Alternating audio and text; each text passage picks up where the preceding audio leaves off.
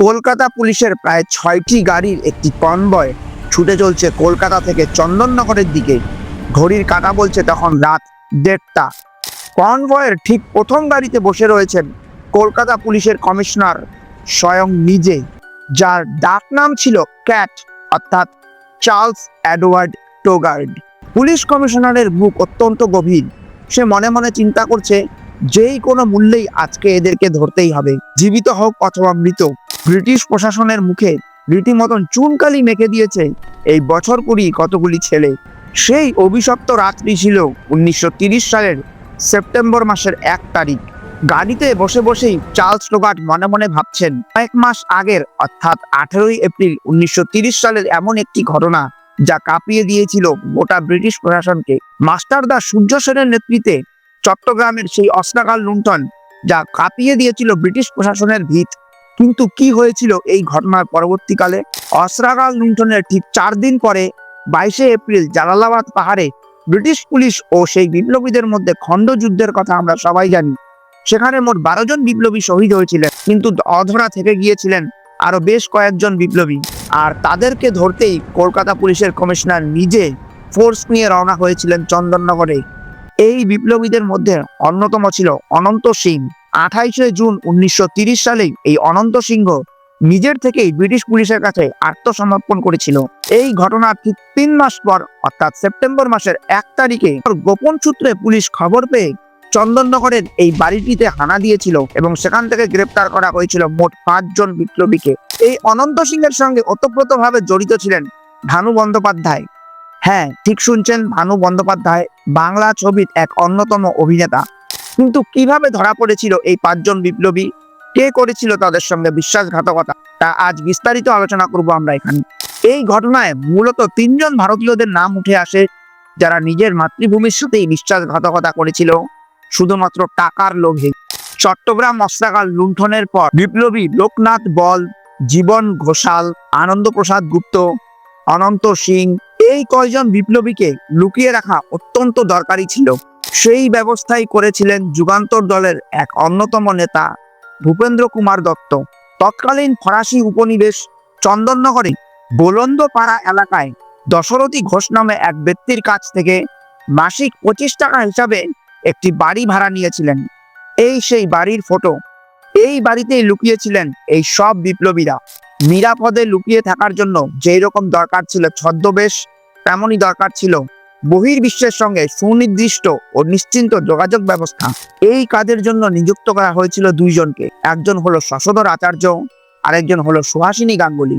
শশধর আচার্য তৎকালীন ব্রিটিশ ভারতীয় রেলের একজন কর্মী ছিলেন, কিন্তু অতপ্রতভাবে জড়িত ছিলেন বিপ্লবী কার্যকলাপের সঙ্গে। আর এই সুহাসিনী গাঙ্গুলি একজন সাধারণ বাঙালি ঘরের মেয়ে হয়েও নিজের দেশমাতৃকার সেবার জন্য ঝাঁপিয়ে পড়েছিলেন। এরা 2 জন স্বামী স্ত্রী সেজে সেই বাড়িতে বসবাস করতে শুরু করে এবং সেই আড়ালেই নিশ্চিন্তে থাকতে শুরু করে এই 5 জন বিপ্লবী।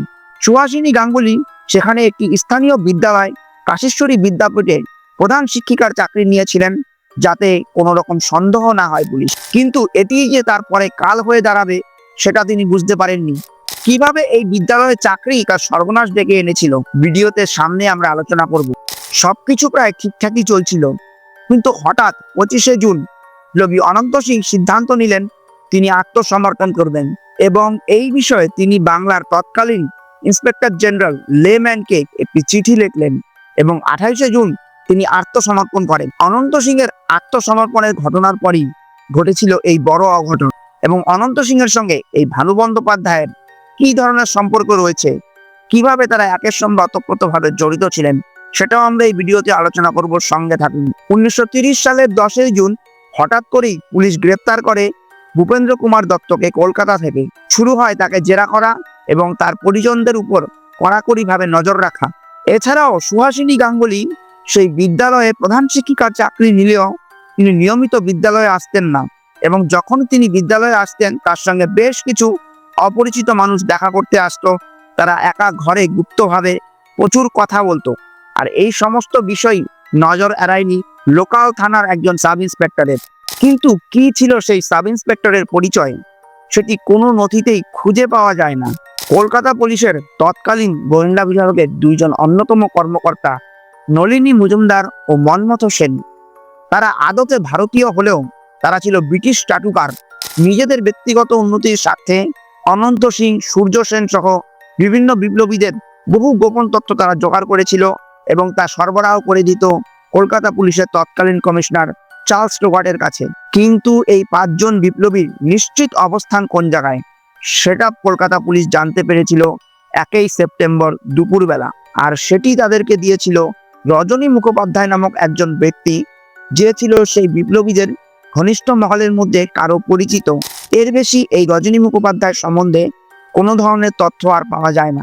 এইবার আপনাদেরকে বলবো 1 সেপ্টেম্বর 1930 সালে চন্দননগরের সেই অভিশপ্ত রাত্রে কি কাহিনী রচিত হয়েছিল। রাত প্রায় 2:45-এর সময় চার্লস টোগাট ও তার সঙ্গে রয়েছে 9 জন বিশ্বস্ত ব্রিটিশ পুলিশ অফিসার এবং কয়েকজন সিপাহী, এদেরকে নিয়েই সেই উল্লেখিত বাড়িটি সম্পূর্ণভাবে ঘিরে ফেলেছে। ওইদিকে সেই দিন বাড়ি পাহারার দায়িত্ব ছিল আনন্দ প্রসাদ গুপ্ত ও লোকনাথ বলের উপর। তারা দুইজনেই বাড়ির ছাদে পাহারা দিচ্ছিল। তারা বেশ কিছুটা দূর থেকেই পুলিশকে দেখতে পারে এবং গুলি ছুড়তে শুরু করে। দুই পক্ষের মধ্যে শুরু হয় তুমুল গুলির লড়াই। কিন্তু একটি সশস্ত্র পুলিশ বাহিনীর সামনে মাত্র 5 থেকে 6 জন বন্দুকধারী কতক্ষণ আর টিকে থাকতে পারে। আনন্দ প্রসাদ গুপ্তের পায়ে গুলি লেগেছিল। গণেশ ঘোষ ও লোকনাথ বল এরা দুজনেই গুরুতরভাবে আহত হয়েছিল।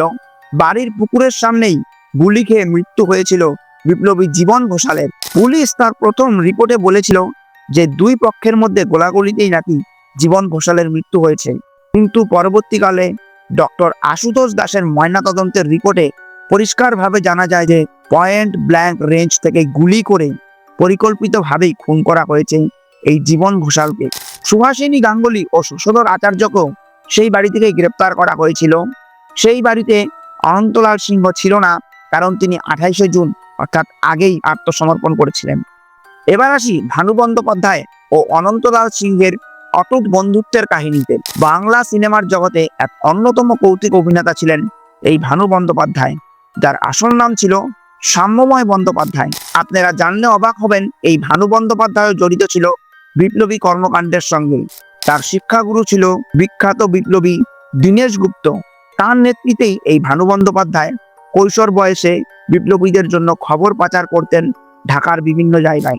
অবশেষে 1941 সালে পুলিশের হাতে ধরা পড়ার থেকে বাঁচার জন্য এই অনন্তলাল সিংহ তার নিজের গাড়িতেই সিটের নিচে তাকে লুকিয়ে নিয়ে এসেছিল কলকাতায়, এবং তাদের সেই বন্ধুত্ব আজীবন অটুট ছিল। ভানু বন্দ্যোপাধ্যায়ের বেশ কয়েকটি বিখ্যাত ছবি, যেমন জমালয়ে জীবন্ত মানুষ, নতুন প্রভাত, শেষ পরিচয়, এই ছবিগুলির প্রযোজক ছিলেন অনন্তলাল সিংহ নিজে।